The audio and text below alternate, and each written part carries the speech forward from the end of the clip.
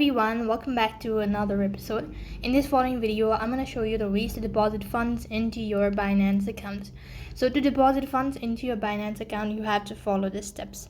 First thing, you need to go ahead and log into your account. Make sure that your account is already verified.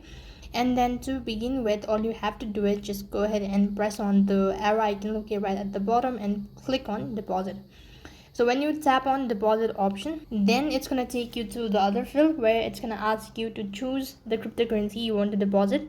Let's take an example for BNB. And when you've actually selected the following option, you'll see the available network for depositing BNB. Soon after that, you'll be able to see QR code and the deposit address for the network you choose.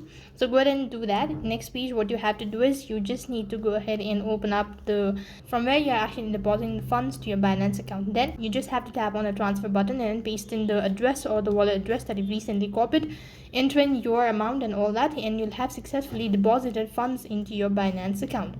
So that is how you can deposit funds into your Binance account. That is all for this video. I hope the video was helpful. Make sure to like, share and subscribe to our channel. Thank you for watching. See you in the next video.